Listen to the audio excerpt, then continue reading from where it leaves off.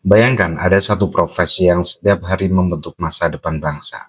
Berdiri di depan kelas, pendidik, mengajar, dan sabar menghadapi puluhan murid. Tapi pulang dengan gaji yang bahkan tidak cukup untuk memenuhi kebutuhan dasar. Inilah potret guru honorer di Indonesia. Pahlawan pendidikan yang bekerja di ruang abu-abu kebijakan. Terjebak antara aturan pusat dan daerah. Bergantung pada dana sekolah yang terbatas dan hidup tanpa kepastian kesejahteraan. Di balik angka anggaran pendidikan triliunan rupiah, ada ironi besar yang jarang dibahas. Kenapa mereka yang paling menentukan kualitas generasi justru menjadi yang paling diabaikan? Hari ini, kita akan membongkar masalah gaji guru honorer dari akar persoalan hingga realitas pahit di lapangan. Awal mula guru honorer lahir dari kebutuhan, terjebak dalam ketidakpastian. Kalau kita tarik mundur ke belakang, keberadaan guru honorer di Indonesia itu sebenarnya lahir bukan dari niat buruk, tapi dari kebutuhan mendesak. Di banyak daerah, terutama daerah terpencil dan pinggiran, sekolah kekurangan guru PNS. Negara belum mampu mengirim guru ASN secara merata, sementara kegiatan belajar mengajar tidak bisa berhenti. Dari situlah muncul solusi darurat. Sekolah merekrut guru honorer. Awalnya sederhana, yang penting ada guru, anak-anak tetap belajar. Masalahnya, solusi darurat ini berlangsung puluhan tahun tanpa penyelesaian yang tuntas. Guru honorer terus direkrut, tapi statusnya tidak pernah benar-benar jelas. Mereka mengajar di sekolah negeri, menjalankan kurikulum negara tunduk pada aturan pendidikan nasional, tapi secara hukum bukan pegawai negara. Disinilah ironi besar itu dimulai. Pada masa lalu, pemerintah sempat membuka jalan lewat pengangkatan tenaga honorer kategori tertentu. Tapi sejak lahirnya Undang-Undang ASN tahun 2014, skema honorer secara resmi dihapus. Negara ingin birokrasi lebih rapi, lebih profesional. Sayangnya, penghapusan aturan ini tidak diiringi solusi nyata di lapangan. Sekolah tetap butuh guru, pemerintah daerah tetap merekrut, dan guru honorer tetap bekerja. Namun dalam posisi yang makin rentan, akhirnya kita punya situasi aneh. Secara aturan, honorer tidak boleh ada, tapi secara praktek mereka justru jadi tulang punggung pendidikan di banyak sekolah. Mereka mengajar dengan beban kerja yang sama seperti guru ASN, jam mengajar yang sama, tanggung jawab yang sama, tapi haknya sangat berbeda. Di titik inilah persoalan guru honorer berubah dari sekedar masalah administrasi menjadi masalah keadilan. Karena sejak awal mereka masuk sistem bukan karena pilihan, tapi karena negara membutuhkannya. Namun ketika sistem berubah, merekalah yang justru tertinggal, terombang-ambing tanpa kepastian status, gaji, dan masa depan. Gaji guru honorer, angka kecil di balik tanggung jawab besar. Sekarang kita masuk ke inti persoalan yang paling sering memicu emosi publik. Soal gaji guru honorer, disinilah realitas pahit itu benar-benar terasa. Banyak orang kaget ketika tahu di beberapa daerah, guru honorer digaji ratusan ribu rupiah per bulan. Bahkan ada yang hanya cukup untuk ongkos transportasi ke sekolah. Padahal jam mengajar mereka sama, target kurikulum sama, dan tuntutan administrasi pun tidak kalah berat dibanding guru ASN. Kenapa bisa serendah itu? Jawabannya ada pada sumber gaji. Guru honorer umumnya tidak digaji langsung oleh negara, melainkan oleh sekolah atau pemerintah daerah. Dan dana yang dipakai seringkali berasal dari dana BOS atau anggaran sekolah yang sangat terbatas. Akibatnya, guru honorer bukan ditentukan oleh standar kelayakan hidup, tapi oleh seberapa besar sisa anggaran yang ada. Tidak ada standar gaji nasional yang mengikat. Di satu daerah, guru honorer bisa menerima 1 juta rupiah lebih, sementara di daerah lain hanya ratusan ribu. Ini menciptakan ketimpangan yang sangat lebar. Ironisnya, semua guru honorer ini bekerja di bawah sistem pendidikan yang sama, dengan kurikulum nasional yang sama. Pemerintah pusat sebenarnya menyadari masalah ini. Beberapa tahun berakhir, muncul kebijakan insentif bagi guru honorer yang terdata secara resmi. Namun perlu digarisbawahi, insentif bukan gaji. Jumlah terbatas, sifatnya bantuan, dan tidak bisa dijadikan pegangan hidup jangka panjang. Banyak guru honorer tetap harus mencari pekerjaan tambahan dari ojek online, berdagang kecil-kecilan, sampai kerja serabutan demi bertahan hidup.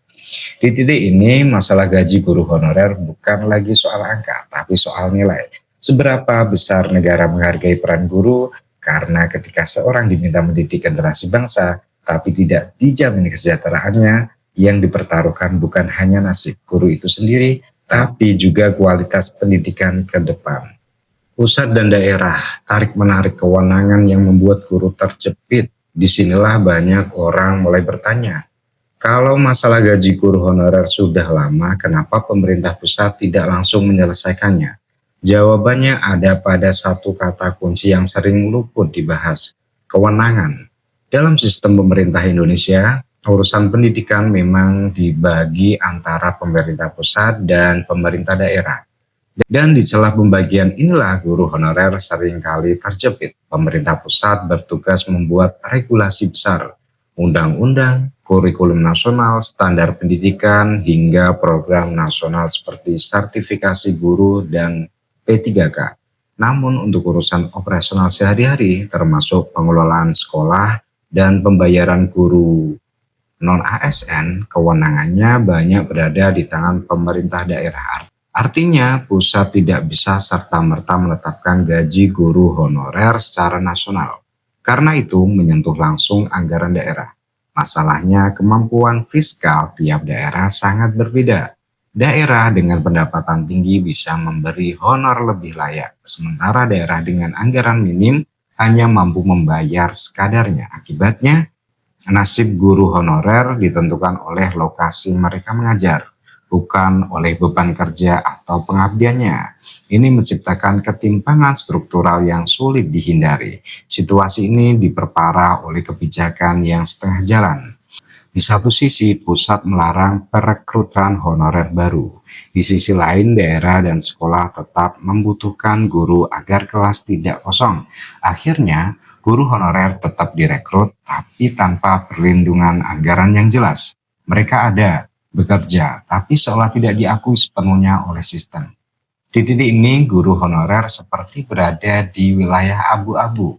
Pusat mengatakan ini urusan daerah, daerah mengatakan ini anggaran terbatas, sementara di tengahnya ada guru yang tetap datang ke sekolah setiap hari, mengajar, menilai, dan membimbing murid. Tanpa kepastian masa depan, persoalan gaji guru honorer pun akhirnya bukan hanya soal uang, tapi soal ketiadaan satu komando kebijakan yang benar-benar berpihak. Jalan keluar, anggaran kebijakan dan masa depan guru honorer. Sampai detik ini kita bisa lihat bahwa masalah guru honorer tidak akan selesai hanya dengan wacana atau janji politik.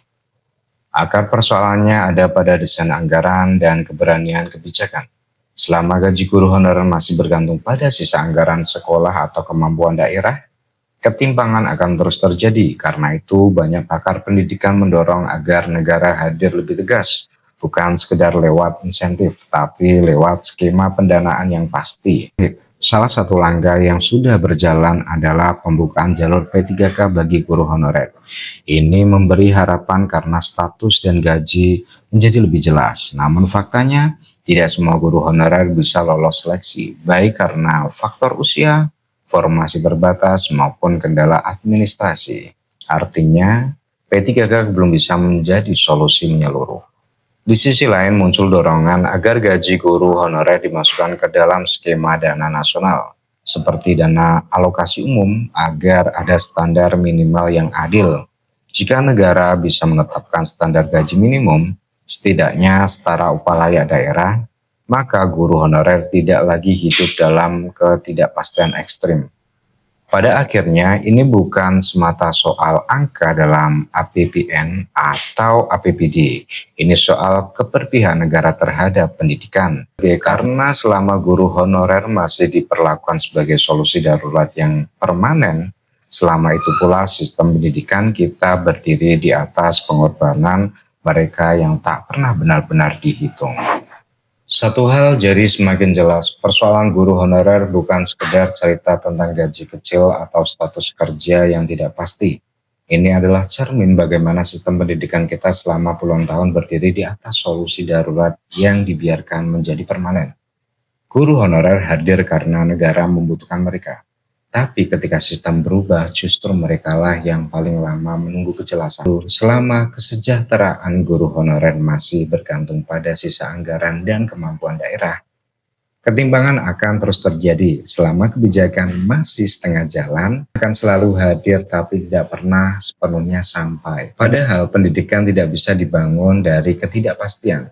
Ia membutuhkan keberanian negara untuk berpihak, menetapkan standar yang adil, dan memastikan bahwa mereka yang membentuk masa depan bangsa tidak hidup dalam kecemasan hari ini. Pada akhirnya, kualitas pendidikan tidak pernah bisa melampaui kualitas hidup para gurunya. Jika guru honorer terus diperlakukan sebagai angka tambahan dalam sistem, maka kita sedang mempertaruhkan masa depan generasi berikutnya. Pertanyaannya sekarang, bukan lagi apakah negara mampu, tapi apakah negara mau benar-benar hadir, karena masa depan pendidikan Indonesia dimulai dari bagaimana kita memperlakukan guru hari ini.